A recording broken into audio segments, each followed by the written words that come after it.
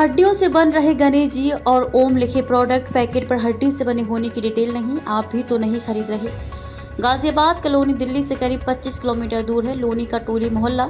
इसी मोहल्ले में आर्टिफिशियल ज्वेलरी बनाने की फैक्ट्रियां हैं। मेन रोड से करीब 15 मिनट तक चलने के बाद हम एक फैक्ट्री में पहुंचे। हर तरफ मालाओं, हार और हेयर स्टिक के ढेर लगे हैं।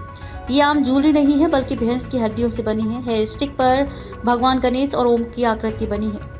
जगह दिल्ली का जनपद मार्केट, फुटपाथ और दुकानों में कपड़े, आर्टिफिशियल ज्वेलरी बिक रही है।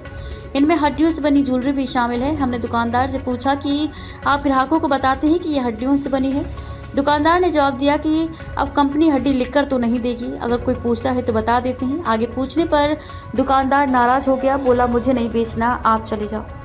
खाना वेज है या नॉन वेज आप कैसे पहचानते हैं? जाहिर है वेज खाना ग्रीन डॉट और non veg red dot symbol देखकर।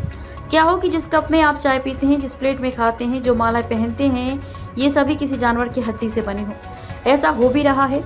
हड्डी से बने प्रोडक्ट पर धार्मिक चिन्ह खरीदने वालों को पता नहीं। कवरेज के दौरान हमने भैंस की हड्डी से बनी गणेश जी की आकृति और ओम के निशान वाली हेयर स्टिक देखी। इन्हें देखकर कोई नहीं जान सकता कि ये हड्डी से बने हैं जब तक कि दुकानदार खुद न बताएं।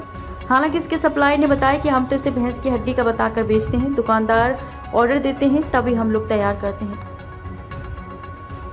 हड्डी का बुरादा नारियल का पाउडर बताकर करते हैं सप्लाई। सप्लाई ने बताया कि फैक्ट्री से निकला हड्डियों का बुरादा पुरानी दिल्ली समेत कई जगह बेचा जाता है। हमें 50 से 60 रुपए किलो हड्डी मिलती है। इससे आर्टिफिशियल ज्वेलरी बनाते समय निकलने वाला बुरादा 150 रुपए किलो तक बिकता है।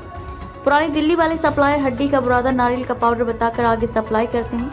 इससे चेकिंग के वक्त दिक्कत नहीं होती। हड्डी का बुरादा राजस्थान, गुजरात और चीन तक एक्सपोर्ट होता है। इसी से बोन, चाइना कप और प्लेटें बनाई जाती हैं। सामान पर नहीं लिखा जाता है कि वो हड्डी से बना है। हड्डियों के बुरादे से बना मटेरियल सेरेमिक यानी कि चीनी मिट्टी से काफ़ी अलग होता है। बोन चाइना कप प्लेटों में 40 से 50% तक बोन्स होती हैं। इस बारे में प्रोडक्ट पर कोई जानकारी नहीं होती, बस बोन चाइना कप लिख दिया जाता है।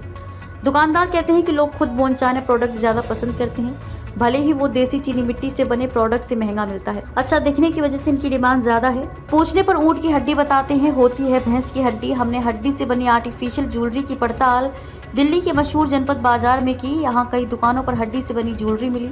हमने दुकानदार से पूछा कि ये किस चीज़ से बनी है। जवाब मिला, मुझे नहीं पता। हमने पूछा कि क्या ये बोन ज्वेलरी है, तब दुकानदार समझा और हाँ में जवाब दिया।